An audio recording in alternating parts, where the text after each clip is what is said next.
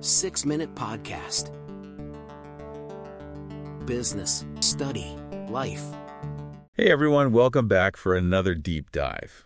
You know how much we love to really get into the nitty-gritty of these complex issues, and today we're wading right into the heart of the art world. Ooh, sounds messy. Oh, it can be, believe me. But it's also incredibly fascinating. The big question we're grappling with is this. Is the quality of art actually going downhill, or are we just looking at it through a different lens these days? Yeah, it's like that age-old question. Is it us or is it them? Exactly. And luckily, we've got some thought-provoking fuel for this fire. Lay it on us. What are we looking at here?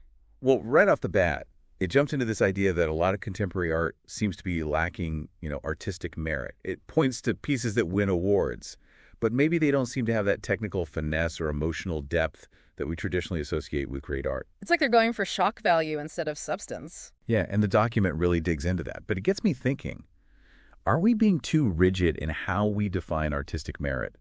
Like, is technical skill the be-all and end-all? Right, because if that were the case, wouldn't we dismiss a whole world of art that moves us in different ways? Like, think about abstract expressionism, Pollock's drip paintings, for example. No intricate details, no realistic figures, but the energy, the emotion that comes through in those seemingly chaotic movements, it's undeniable. Totally. It's like, where's the skill in a Jackson Pollock? Right. But then you stand in front of one and you just feel it. Exactly. Or take minimalist sculpture, like the work of Donald Judd. Simple geometric shapes, industrial materials. It's not about technical virtuosity in the traditional sense, but the way those pieces play with space and light, how they make you reconsider the environment around you. That's a kind of mastery in itself, isn't it? It totally changes how you see things. The document also gets into this idea that controversy is often mistaken for quality. Like, some pieces are hailed as masterpieces just because they get people riled up, not because they have any real artistic value. It's like the art world equivalent of clickbait. Yeah, and the document is pretty critical of that. But then again, can controversy sometimes be a catalyst for important conversations? Oh, absolutely. Think about a piece like Andre Serrano's Piss Christ, for example. It sparked outrage, protests, even death threats.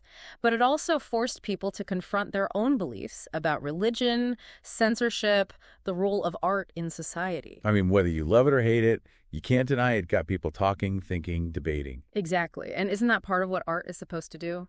Challenge us, push boundaries, make us uncomfortable sometimes. Right. It's not always supposed to be pretty pictures and soothing melodies.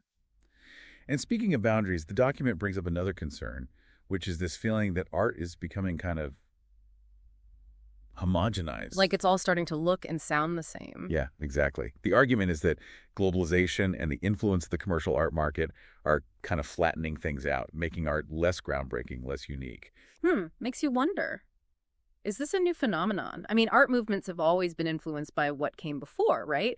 Think about the Renaissance. Artists were drawing inspiration from classical Greek and Roman art. Oh, yeah, they were reviving those ancient forms and techniques. But it wasn't just straight up copying. They were reinterpreting, adding their own spin, creating something new. Exactly.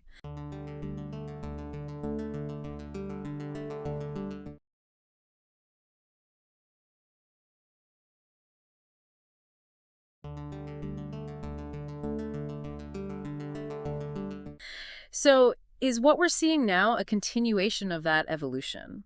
Has access to a global pool of artistic influences through the internet and travel and all that actually expanded the possibilities? Or is it creating a kind of artistic echo chamber where everything starts to sound the same? It's a tough question. But yeah, the document also reminds us that taste is subjective. What one person finds groundbreaking, another might find boring. Right, and that's always been the case, hasn't it? What I consider a masterpiece, you might see as utter garbage. And that's fine. Exactly. It's like, who are we to say what's good or bad art? Yeah. There are criteria, there are elements of craft and composition that we can analyze, but ultimately art's power lies in its ability to connect with us on an individual level. And that connection can be so diverse. Like, why do we need to pit different styles or genres against each other? Can we appreciate the beauty of a Renaissance painting alongside a contemporary installation? Can't we be moved by both a traditional Chinese ink painting and a piece of street art? Exactly. And I think that leads perfectly into the document's counter-argument about the evolution of art. What's considered avant-garde today might be seen as stale tomorrow, and vice versa.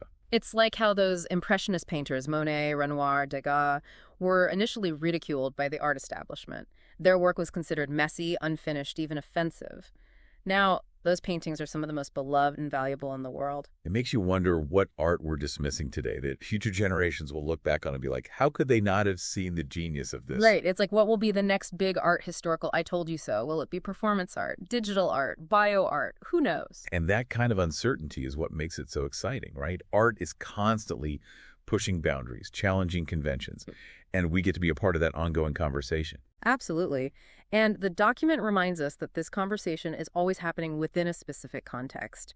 The meaning and impact of art can change drastically depending on the time and place it's created and viewed. Yeah, it's like that saying, you can't step in the same river twice. Art is constantly flowing, changing, responding to the world around it. Think about how the rise of social media has influenced performance art, for example. The way we document and share our lives online has become a part of the artistic landscape. Or consider how artists are responding to the climate crisis, using their work to raise awareness and inspire action. It's like art is a mirror reflecting the complexities of our time. And those reflections can be beautiful, challenging, thought-provoking, even disturbing sometimes. But that's the power of art, isn't it? It makes us feel, it makes us think, it makes us question, and that's what keeps the conversation going, keeps us engaged, keeps us evolving. Well said. So, have we definitively answered the question of whether art is declining? Probably not. But I think we've explored some really compelling arguments on both sides. And hopefully we've given our listeners plenty to chew on. And here's something else to think about. If you were curating a museum, showcasing the best of 21st century art, what would you choose? What would be your criteria for artistic merit in this ever-changing world? Ooh, that's a tough one. But it's a great question for all of us to consider as we continue to engage with the art of our time. Absolutely. Thanks for joining us on this deep dive into the fascinating and often messy world of art. Keep those artistic conversations going. And remember, there's no right or wrong answer when it comes to art. Just be open to experiencing it, questioning it, and letting it move you in whatever way it may. Until next time. See you then. Bye. Bye. 6-Minute Podcast.